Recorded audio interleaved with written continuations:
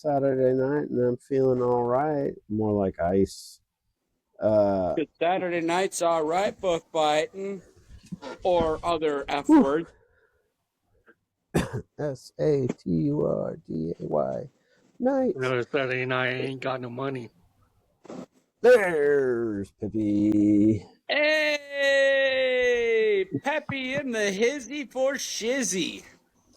Hey, sorry guys, have to do it differently this week. Everything's fucking up over here. Oh, am I on the air? Fuck. Technology. Shit, Yeah, we're we're live. on the air. Yay! Shout out to the What's convoy, up, the Pippi? doc, and you guys, man. Oh yeah, what's up, everybody? Let's see. What's up? What's up to all our fans? Hattie. Love to see you all in the house. Appreciate Millions and everyone who millions. follows us. Oh, thank you. Anyways, We're on so early. tonight, I would normally have a band shirt on, but it's cold in Florida.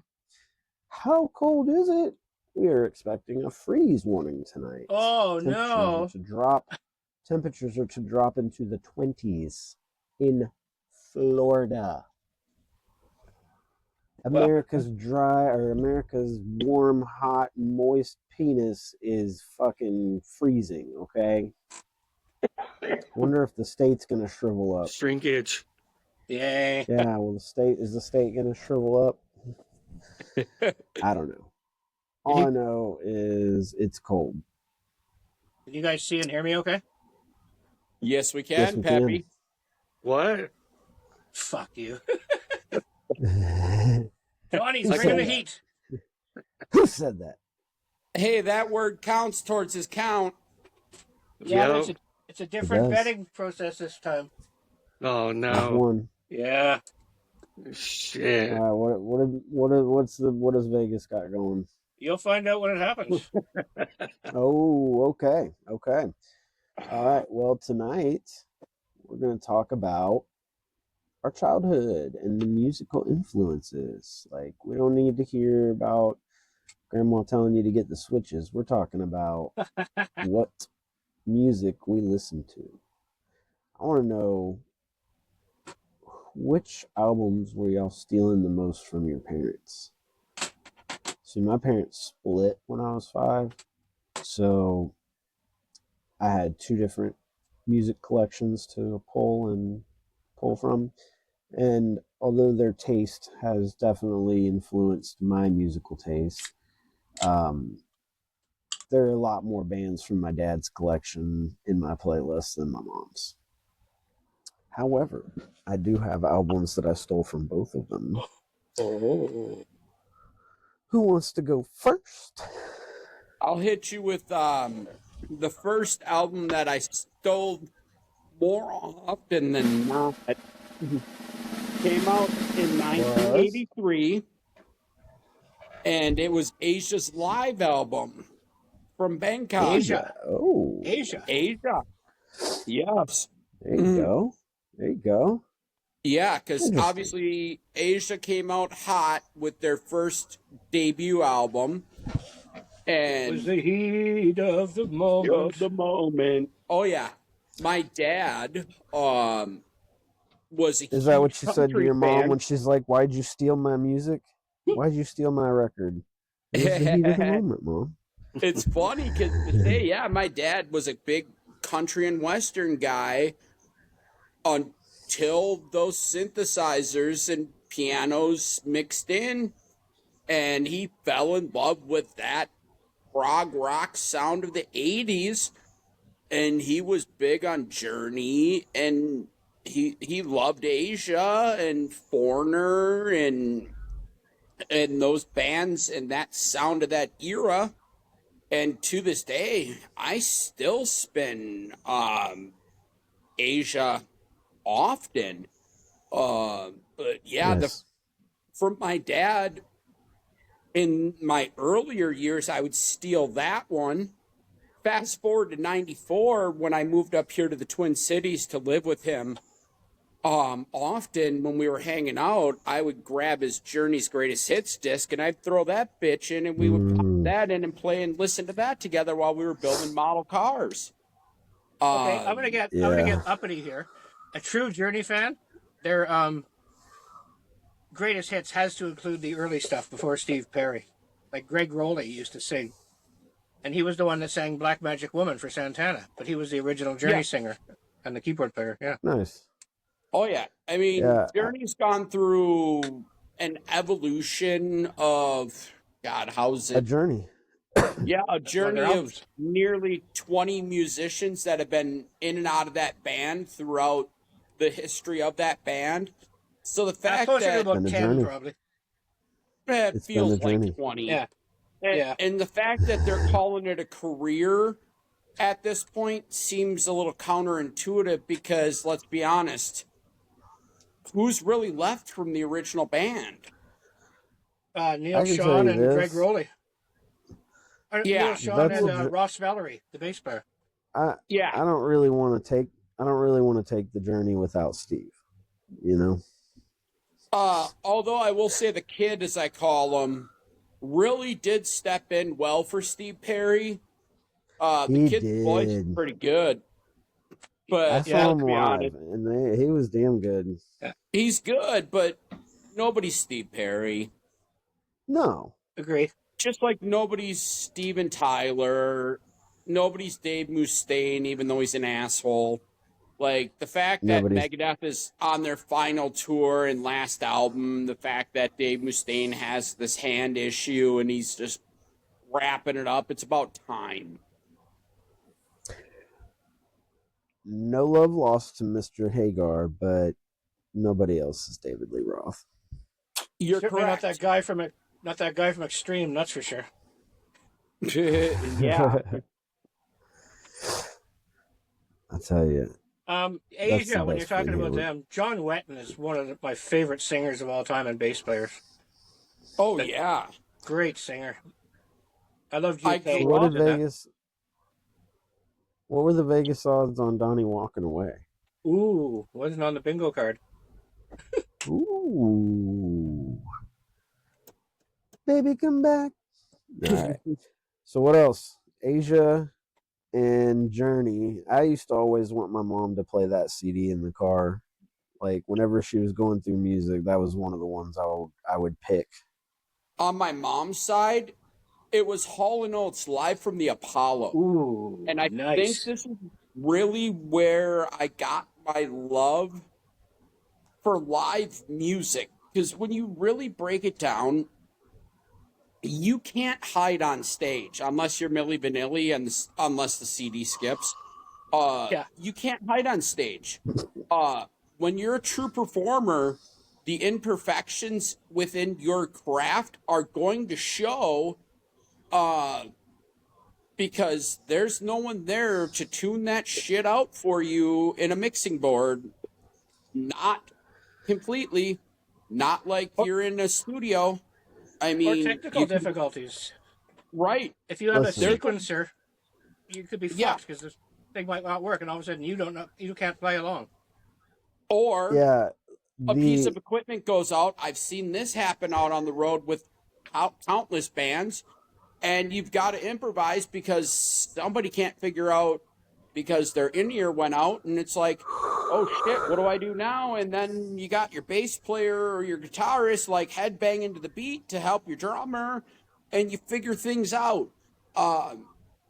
There is a difference between true musicians and studio musicians, and you see it on the road and you hear it live. Yeah. I was And gonna say, I think the big difference that you can tell is how they perform live. If a band Mhm. still sounds good live, they're true musicians. I have a Like, question because actually I've for seen RJ some- here. Sure. And it's in relation to this. Have you ever been on a like with Strange Days, for example? Have they ever had a full train wreck on stage where something goes off and the band is like, we don't know what the fuck's going on, we can't hear shit, we have to stop the song?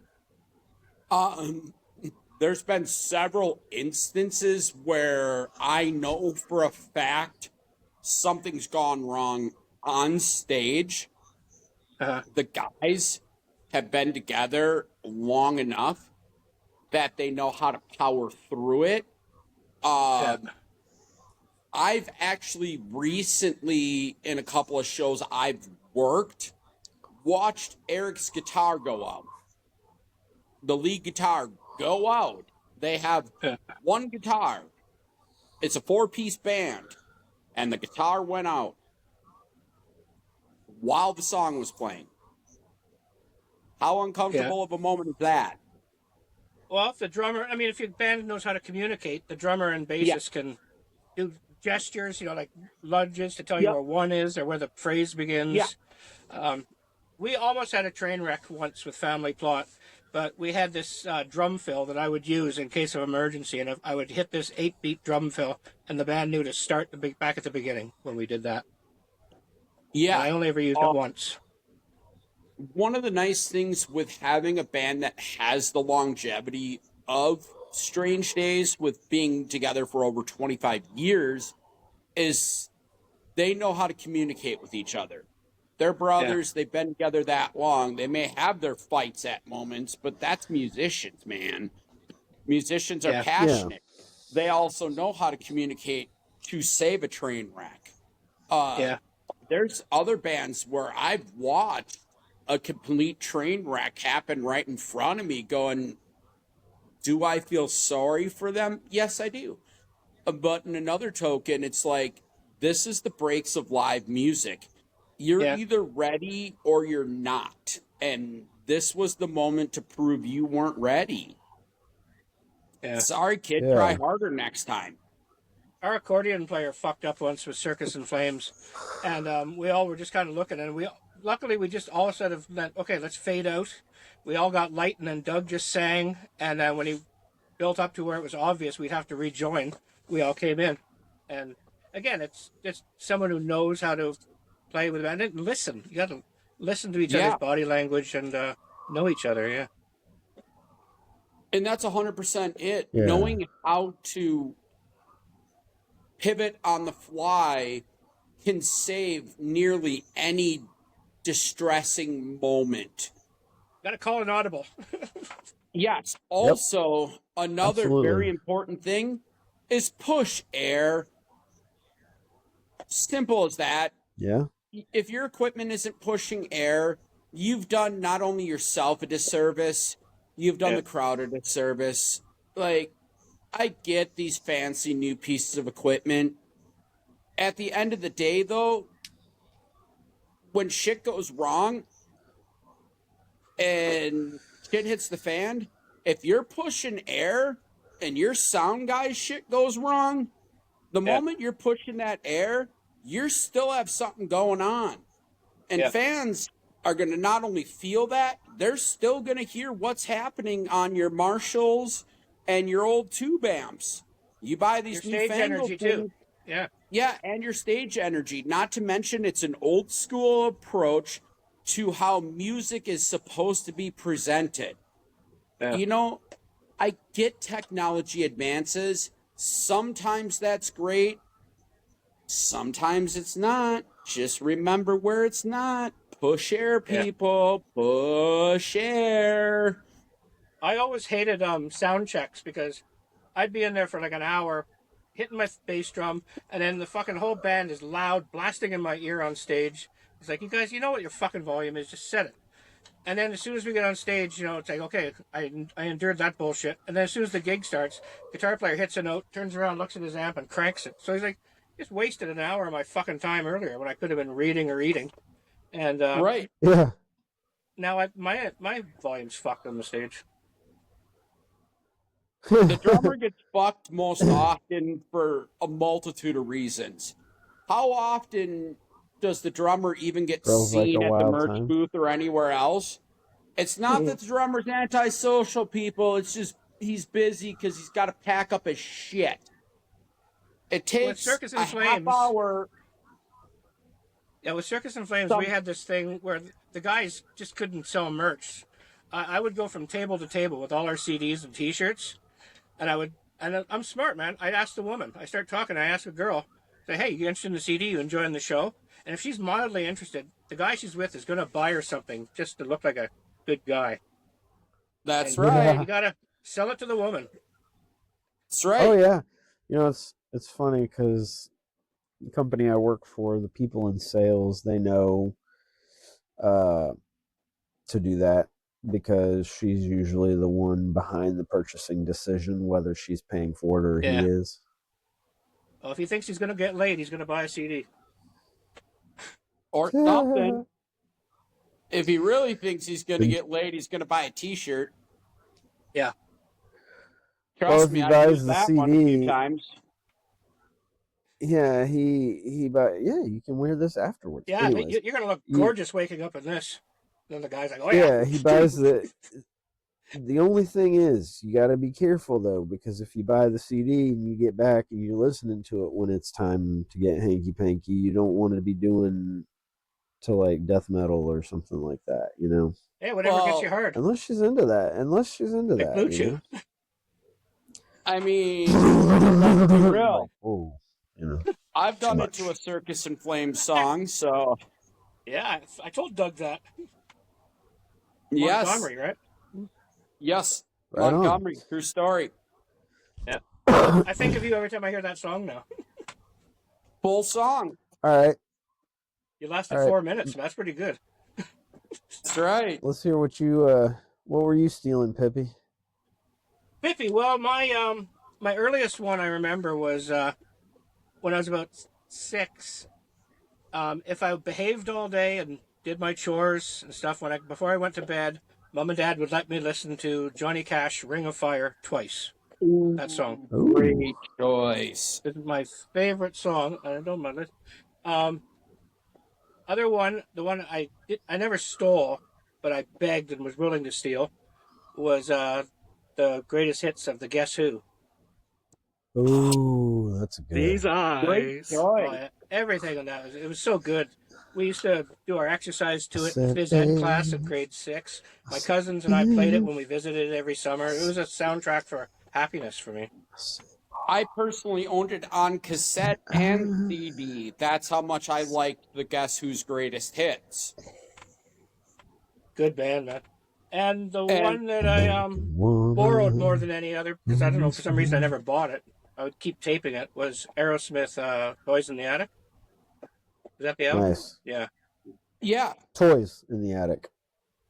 "Toys in the Attic," isn't it? yeah. Yeah, I thought you said boys. Boys in the Oh, Attic. yeah. Flowers in the Attic was a movie in the 80s. Yeah. Completely different. Boys in the Attic was John Wayne Boys Gacy. in the Attic means jail time. That's the Not if you're Jailhouse at the Rock right there. YMCA like Peppy. Whoa. You saw me there, right? I wasn't there. All right. And who was behind the glory hole? Fuck if I know. Tell me Jake while and I he's were out gone. doing errands. Errands. Is a glory hole really glory though? It's like more of a shame hole. Yeah. Nasty. It Nasty. is. Yeah. I couldn't. Yeah. So, yeah. That how'd that affect your musical taste? Like, did it make you? What All did it those make ups? you check out? Like, what did you? Let's say that's the gateway drug, the gateway song. The gateway song for me is Bohemian Rhapsody. What I heard on the radio was like Ooh. heavy metal, opera. It was pageantry at its finest. And it's like, I wanted to be a performer when the moment I heard that song. Like, this is bigger than a song. This is a performance. That makes sense. It was That really so does. over the top. Like, nobody had ever created something so grand before that. A and- rock opera. Yeah. Yeah. I And mean, nobody there's else had been done other. that. after it, I mean, you could put Paradise in the Dashboard Light in the same context by the fact that it was such a running story in it, Yes. It's a and it rock was such an musical. over-the-top song, it just wasn't as big as Bohemian Rhapsody. Yeah, I think it was definitely a rock musical, like Paradise, but there wasn't that opera feel to it like Yeah. there was. But it transcends. Like the Yeah. sounds like an opera. Both of them transcend what a normal song is, you know.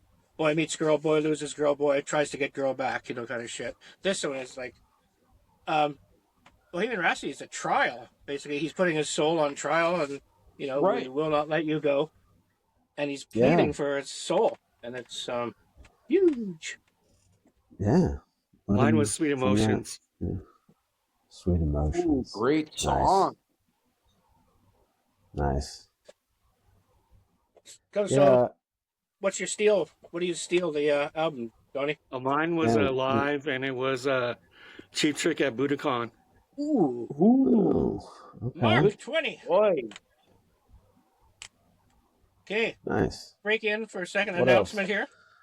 The over/under betting tonight Nope. was Donnie would say 6 things I said before more than 15 that. minutes. I know, but you took I'm counting some 6 different sort of things, not just each time you spoke. Okay. And I had it at 6 things at 18 minutes, and you're at 21. Nice. I must You're just a fucking chatty Oh, Cathy boy, so Donnie. close.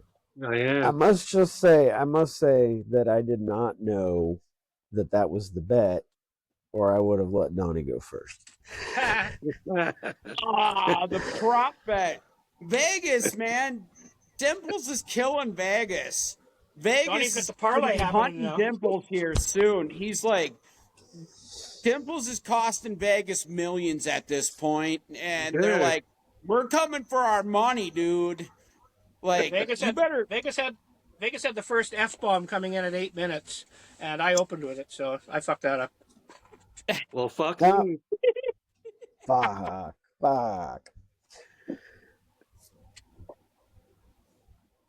Come on, RJ. You're the Donnie, only one bring who on the didn't say records. What else do I got? This one I was know a that tape. wasn't the only one you Fleetwood took. Mac, Rumors. I missed it. That's a good one. I Excellent. should have. That's a good one. What else? Hold on. Oh, REO Speedwagon, High, and Fidelity. Man, those are some good ones. Which definitely I can tell influenced your taste in music. Was that the album with It's Riding funny. Storm out? No. No, that was wasn't that also the name of the album, Riding the Storm Out? Let me see. REO Speedwagon was weird because they were a critics band for so long, and everyone went, "Why aren't these guys famous?" And then when that album, whatever, had the "Keep On Moving" and all the other songs, "Keep On Loving You," when that came out, all the fans were going, "You guys are so late to the party, man." Yeah. No, they're awesome. I've loved REO my whole life. Fun fact, Waukesha County Fair. That is the first show I ever saw. Was REO Speedwagon. Nice. So The on the second first show side, I saw was Weird Al Yankovic. The first show I ever paid to see was in 1993. It was Tool, The Flaming Lips, and Failure. By the fact I've never heard of Failure after that, tells me it wasn't just an ironic band name. It was accurate. I want to skip this question.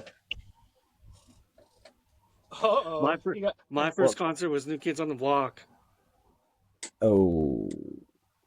Hey, Well, you can say you were what there. about your history? I don't judge. well, see, I took one for I'll the go team ahead once, bro, and went and saw Cisco with. Was he the You were thong wearing song? a thong. The tong song with Were you New wearing a Kids on the thong, Block. thong, thong, thong? Oh, that's an interesting pairing. Yeah, they were So, on a reunion tour, and this dude that I worked with down at the X, he had a brother that worked over at the Target Center in Minneapolis, and he had 2 tickets that his brother had given him. So he sold them to me for like next to nothing. So I took my ex-wife to see the Backstreet Boy, or no, it was Backstreet Boys. That's who it was. It was Backstreet Boys and Cisco. Is there a that's difference? not much better. Yeah, there's a That's difference. not much better. Okay.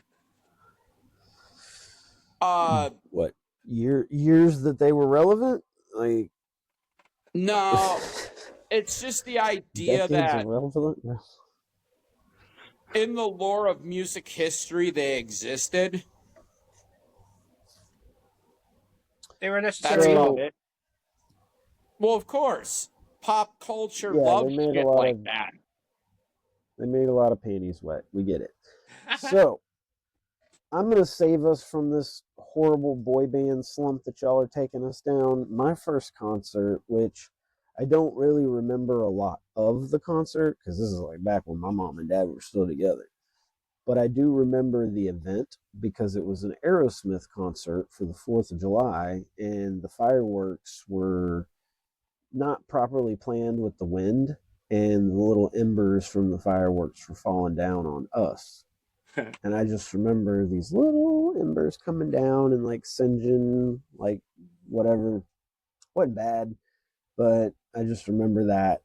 It's like one of my earliest memories. It was an Aerosmith concert. That was my excuse Which- when I saw Yes. Mom wanted to know why I had all these little burn holes in my jeans. I said, oh, the people in the upper level were throwing fires down, matches and shit. It was hash flying out of my joint. Oh yeah, I knew immediately that's Yeah. what you meant when you said that. Oh, it's embers. Damn So- embers. So it's not surprising that one of the CDs that I often stole from my mom was the Pump album by Aerosmith, which I think was a great album. Jamie's Got a Gun and What It Takes and all that stuff. That's funny. I'm a decade earlier on my Aerosmiths, the one I borrowed all the time, Toys in the Attic. Well, I see, used that's to- the one I would. Yeah. That was the I used one to they grab had. my mom's They Man for didn't Man have others. Earth Band album because I really loved their biggest hit, Blinded by the Light. Blinded by the Light. Not Do Yeah. Diddy Diddy? That's Manfred Mann. No, So yeah, Do Blinded by the Nice. Light. Diddy Diddy Dub Diddy Do. I actually am here today she years old comes, just to a know that rockin' fact. down the street. Yeah. That's Manfred Mann. Literally, I actually did not know that till today. To me, like Blinded by the Light, even when I was young, that song for some reason was always just so powerful to me. And Because it wrapped you up like a deuce in the night. What is that? What are they actually singing? I've seen a lot of debates about Deuce. that. Douche. Deuce, right? Another Dude. roller in the night, another runner in the night. Runner. It is Runner. You know they run them in the night.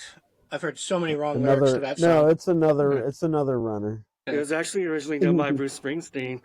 It is written by him, yeah. that one surprised me. Like Tom Waits writing Downtown Train and then Rod Stewart singing it. I mean, a Black lot Magic of artists. Woman. Sing it Yeah. back. Yeah.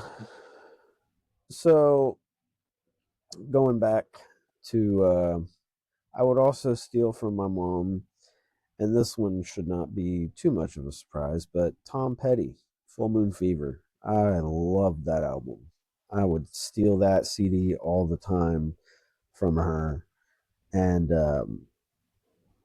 yeah, those two, and then Guns N' Roses' Appetite for Destruction. Those Here's were a the three question. that I would steal from my mom. Okay, here's a Proceed. question for any of you. Siblings, did any of your siblings influence your musical choices? Because for me, my oldest No. stepbrother was big into the British invasion of the 60s. My middle stepbrother was into pop culture. My oldest stepsister was into the hair metal of the 80s. as well as Pink Floyd. And my middle sister was into Pink Floyd and some of the pop culture of the 80s, like Duran Duran and some of those I think other you're both. bands. So some of my Well, see, musical tastes were actually extracted from my siblings. Pink Floyd being Vegas is probably probably. betting on me because I always disappear for a second. well, Yeah. I can tell you. Wait, hold on a second. What was that? Yeah, I was gonna say. Vegas just Oh, called. Yep. Peppy just hit the over-under on the disappearing act. Yeah, but he was supposed to on the do 2 of them he by showed up late 25 mid minutes show. and not 31. So Peppy missed the over-under by 7 minutes and 24 seconds. So When I Vegas fuck just up. called in and When told you me leave. that you had Fuck. 2 disappearances on the books before 25 minutes, and it took you to 31:37 to get there. So you also cost Vegas money this week, and they said they're not happy. Yeah. That's the way we are. Promptly unreliable. Fucking right. So, knowing that those 3 albums were the ones I stole from my mom, Guns N' Roses, Tom Petty, and Aerosmith, you can tell where majority of my musical taste comes from when my father's collection, where I would steal Grand Funk Railroad, the best of the Doobie Brothers, and Nice and white satin, baby. That's the Moody Blues. Yeah. Oh, yeah. Swing and a miss. The Doobie Brothers. Oh, he whiffed on that one. China Grove. I may or may not have taken it to the ingested streets. the substance in which we just spoke of, which Oh, may dear. or may not have just caused that error. Have no Bismo? Understood. Oh, yeah? Blue Chew? What? Yeah. All the blood left his brain. Yeah, did Blue Chew and the blood left his brain. That's what it is. Yeah, when the little guy's Anyways. thinking, when that head's thinking, we all make mistakes. So, yeah, Best of the Doobies, Grand Funk Railroad, and Three Dog Night. Where does the I Skinner loved those. beginning where does the Where does Skinner the- genesis happen with you? Growing up in Florida. My dad I mean, was a that big makes Skinner sense. fan. For me, honestly, my dad really got me more with like Pink Floyd, The Who, Zeppelin, obviously Zeppelin being my favorite band. Like that, he even got me into like the Van Halen and like a lot of those artists that you don't hear on the classic rock stations. The classic rock stations, like you hear all of my mom's stuff, Foreigner, REO Speedwagon, Bob Seger, that stuff. My dad had me listening to, the stuff before that. Yeah. Zeppelin, The Who, The Guess Who, Grand Funk Railroad, the Doobie Brothers. Like, you don't hear that stuff. The golden with me. era. Yeah, Yes. the stronger And- of the music that came out of the era. And notice the bands that you labeled, most of them came from either the UK, Canada, up there by Peppy, or Beautiful, a eh? few of them are floating around here in the States. But remember, what happened is a lot of those bands from out of our country were listening to a lot of the music that was happening in this country that the kids weren't hearing because racism. We're past that Well- point now, thank God. It's just that the influences of the music of that time that we enjoy from other parts of the world just happen to be the music from an era of not such good times in our country. I'd like to. Yeah, a lot of blues and jazz influenced Yeah. the rock music over there, which comes back to us. So But we it's were like kind we of, influenced them, which influenced us. But I also I don't want to skip by here without mentioning ZZ Top and Aerosmith. I Yeah. mean, the Rolling Stones. Those Yeah. were also some big, and Credence. Oh, My yeah. God, my dad got me big Creedence into Credence, and Clearwater. he listened to Skinner, like whatever, but I fell in love with Skinner on my own. That's one of those bands that like I just kind of not discovered on my own, like just by the taste of music, whatever, but I ended up diving deeper into and listening to more of them because I don't know, I connected Our with them. age too. We like we That sound. touched on earlier, siblings influence. I think people with a My broader siblings are both taste like so much didn't just younger than listen me. to radio at the time because it was basically only AM radio in the 70s. They just fed crap to you, stock Hmm. music. You had a cool older brother or someone who had a best friend with a cool older brother. You got turned on to the Pink Floyd, the Genesis, the Yeah. Yes, Emerson, Lake and Palmer, that kind of stuff because it wasn't on radio. And That's see, that's exactly what another like happened. Yeah. yes, Rainbow, Oh, fuck yeah. Montrose, like Dude, those Man are on the all Silver thanks to Mountain my too. dad. That's fucking Yeah, beautiful, oh man. yeah, oh yeah, those are all things thanks to my dad. Like I got to give him credit for that music, that good stuff. Like it's crazy. I think I'm like I have a classic rock playlist on Spotify that has like almost 800 songs or something, Hey, and none of Silent them Bob is back. repeat.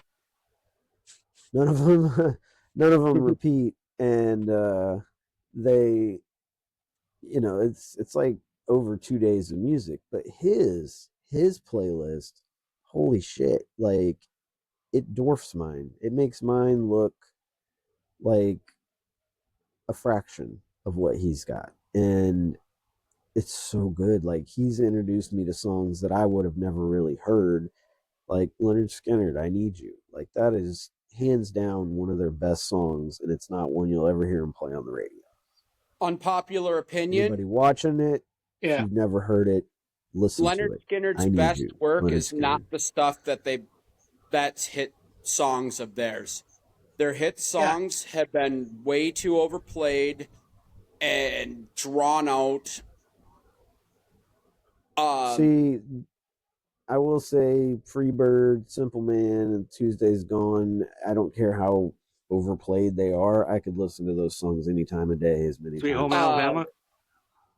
The That one, two hit I like songs it, of but theirs it's that old could be to me. overplayed to hell and I will still listen to no matter what are Tuesday's Gone and Playing in a Yep, Traveling Band.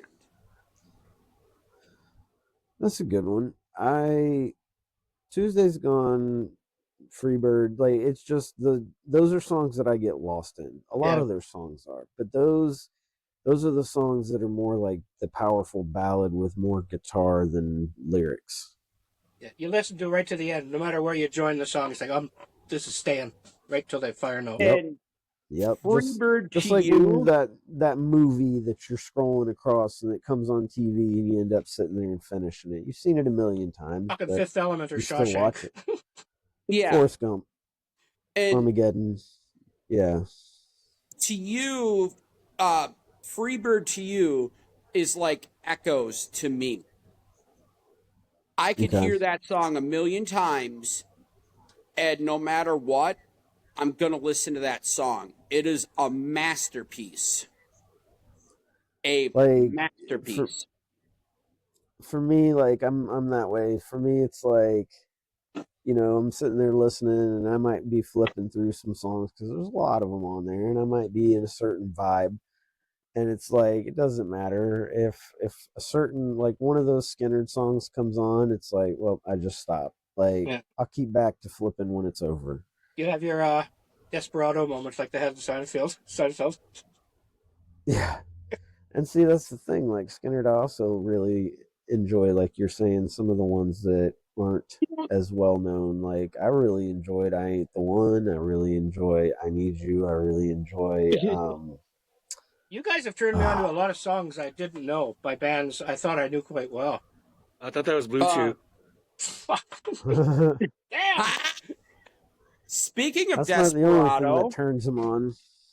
how many Eagles fans in the house right now? I do really enjoy the Eagles as well.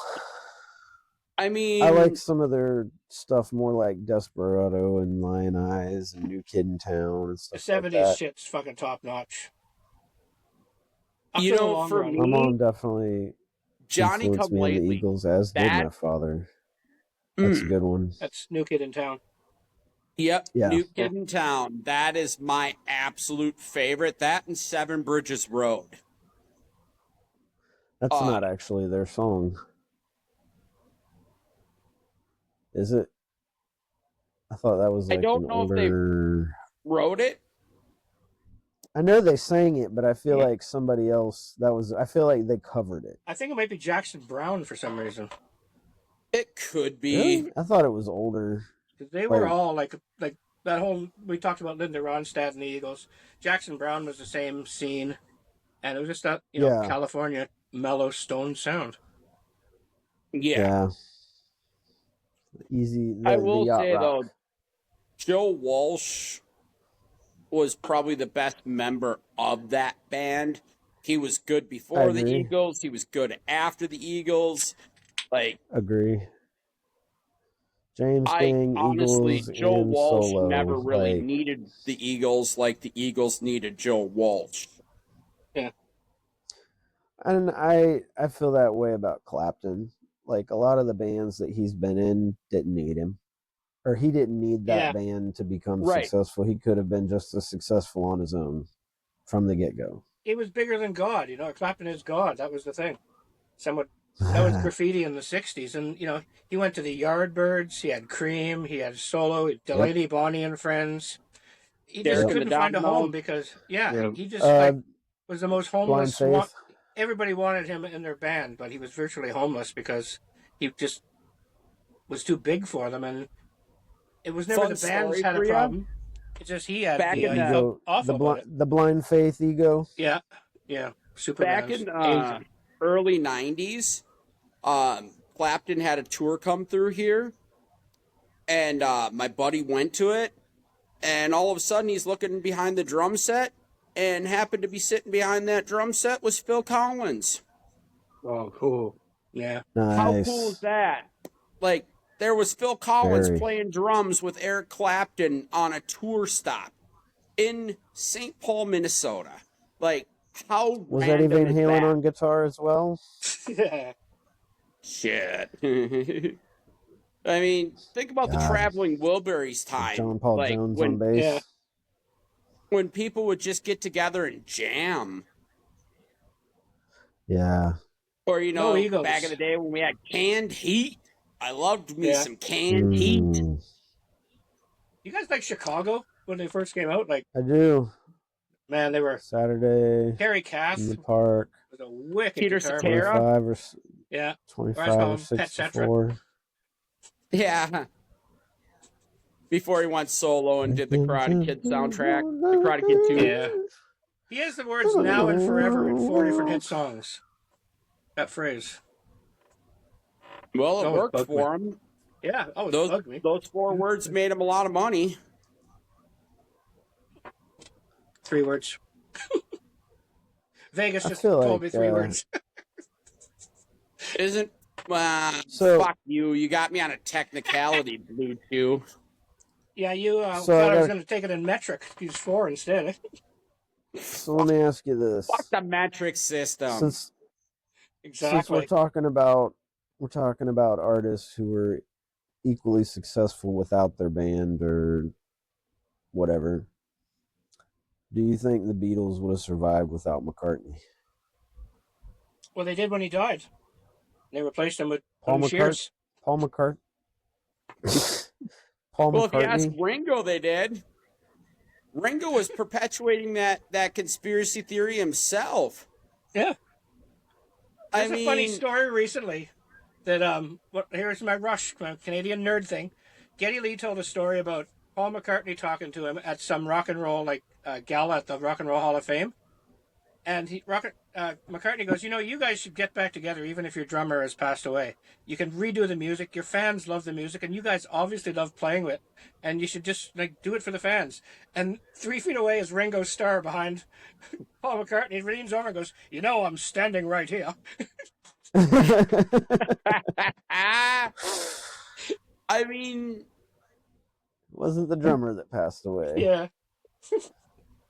I personally think Serge Tankian on his own is much better than System of a Down.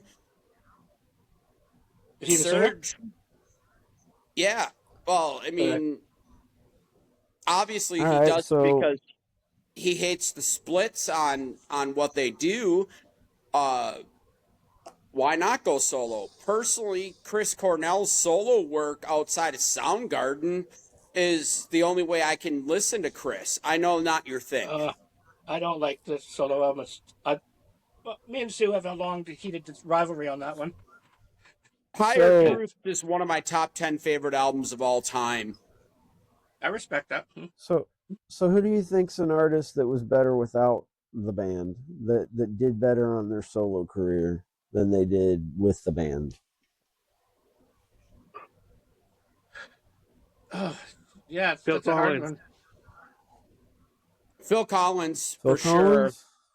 I don't Yeah. think he was better, but he made a nice living without Genesis. Yeah. And when he toured Peter with Genesis, Gabriel kinda, didn't do as Yeah. well, so I don't know. For his period with Genesis, he got way more famous as a solo artist than he was as Genesis' lead singer. Phil Collins hit star status with both bands. right. But look Yeah. at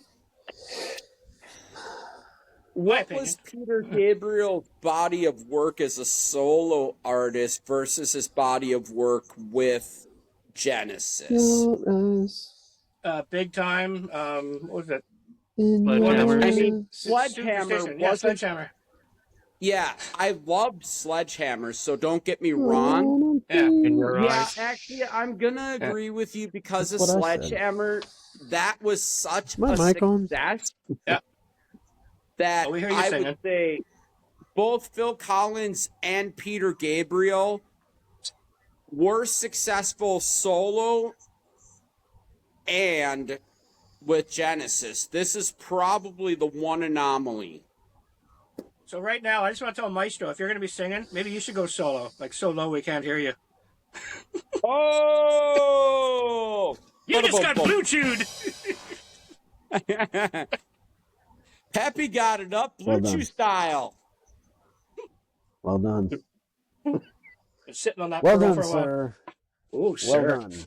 That is making me feel Well, old. I Well done, will eh? say, disappointingly enough, Roger Waters' solo career, even though his body of work was really well done, didn't Yeah. reach the popularity he reached in Pink Floyd, obviously because of the work he released.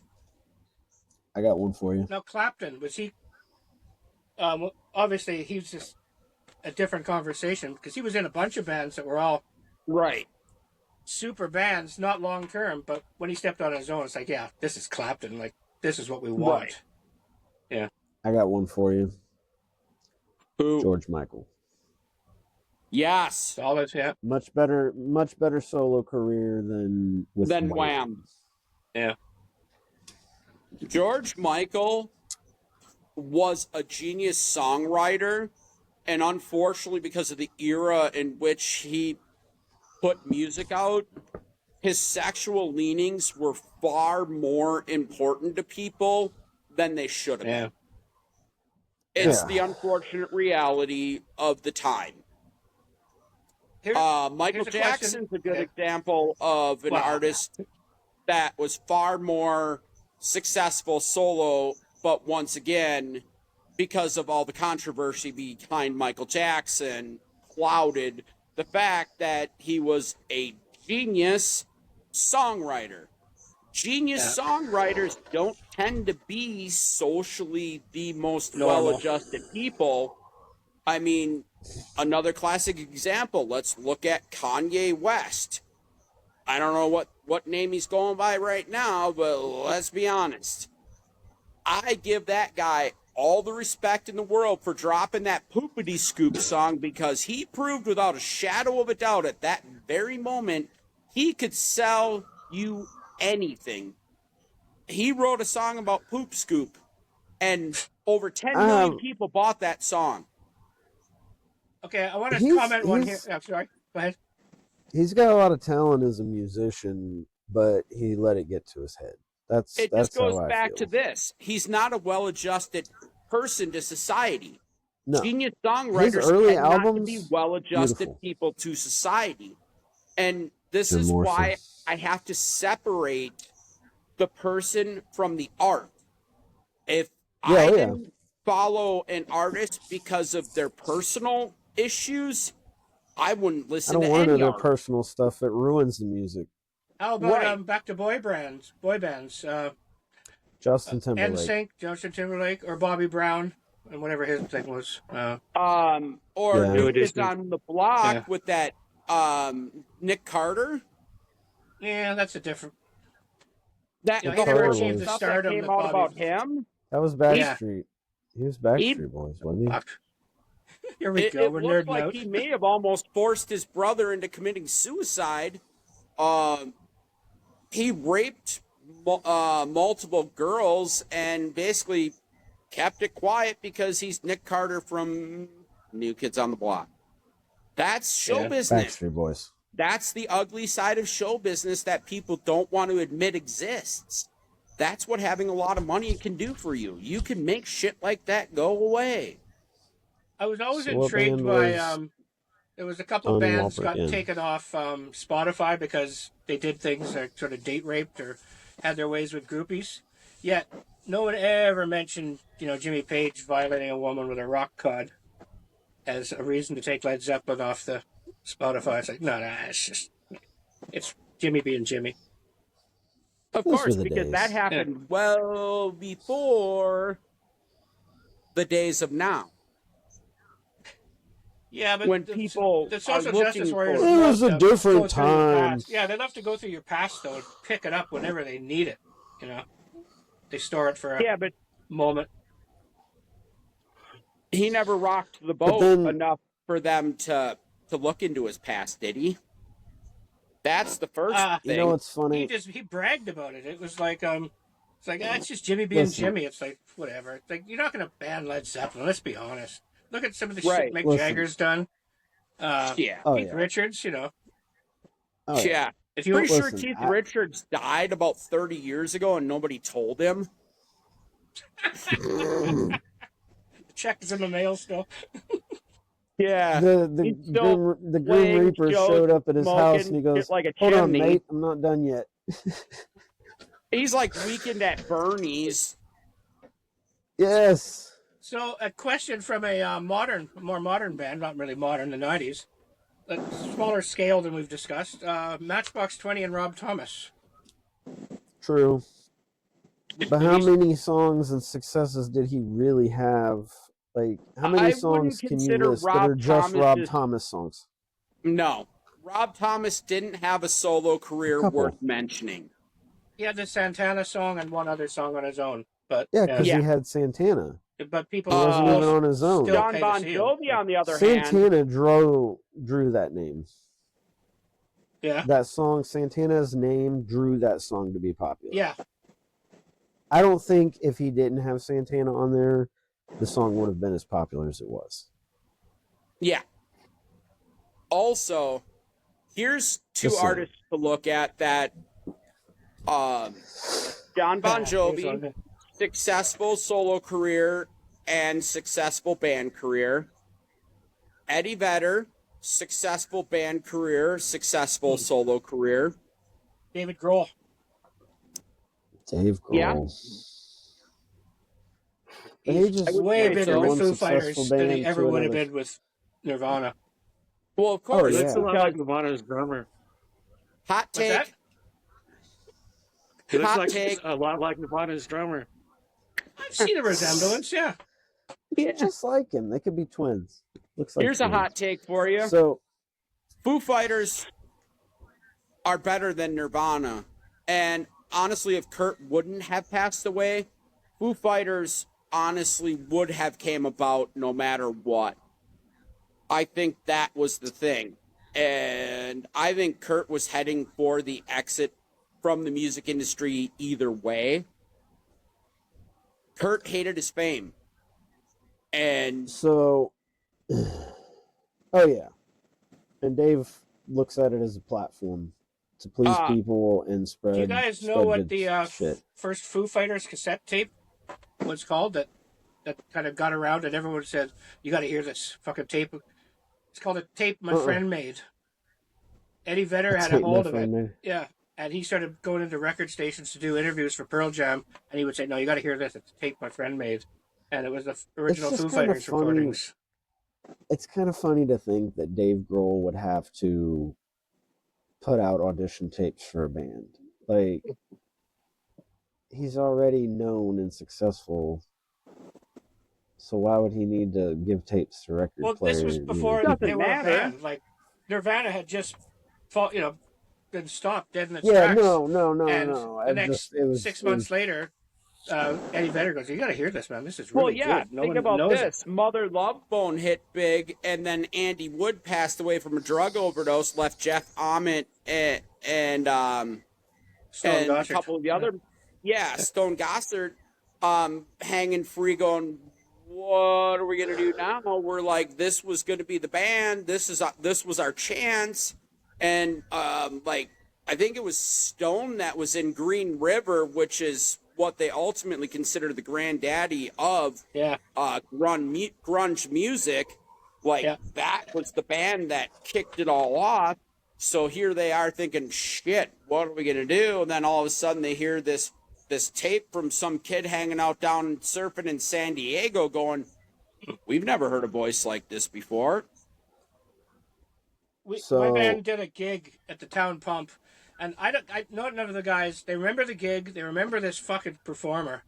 Like, this performer played. He was standing on the monitors. He was like, me and Sue and this other girl were the only people in the audience. Can you guys hear me still? Yeah. Okay. We're the only people in the audience, and he looks at Sue and the other girl going, "This is for all the beautiful ladies out there." And he played this gig like there was 100,000 people in a stadium. And nobody remembers the name of the band, but I've seen pictures, and I'm sure it was Mother Love Bone. Because the singer just was so amazing and so fucking just charismatic and owned the show. Oh. Well, there goes RJ. But as I was about to say, we are nearing the end here.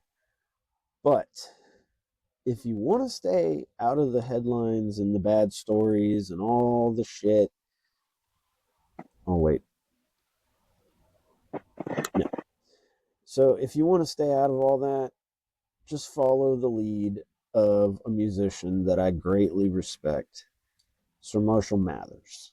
Yeah. He airs out his own personal shit. He cleans out his own closet. Even wrote out a damn song called "Cleaning Out My Closet." Like, he owns everything too. To be as successful as he is, to just lay out all of his dirty laundry constantly. Like, even like when he has new stuff, like, his addiction and not being around his daughter as much as he wanted to, he's like, here's a song about it. This is what happened. Like, he doesn't give people a chance to find something from him. And he calls out the people that aren't getting called out.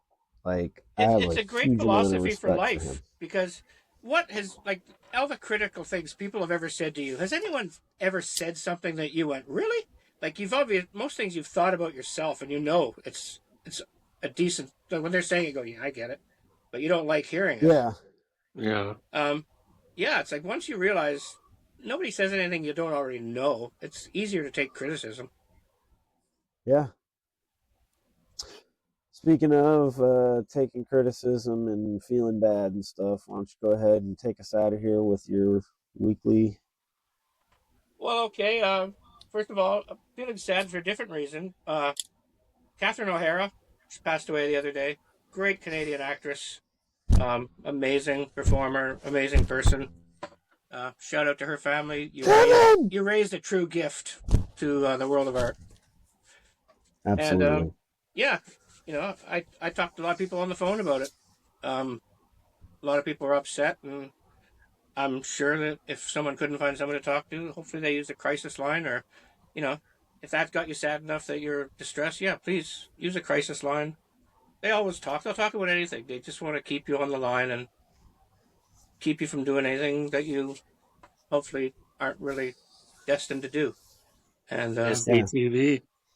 yeah, and they Yep. I give a shout out to those people every week because goddamn they never get accolades when they do it right. If they blow one, I'm sure a lot of people criticize it, but yeah, they're fucking great people. Just don't dial 867-5309. Because you won't talk to Jenny That's or Stacy's anybody mom? that's going to help you. No, she's got it going on. Stacy's mom. She does. She does. Damn. And on that, good night. We'll see you Good next night. Saturday. Shout out to the Night, convoy. dude. Here. Love you guys. Kevin!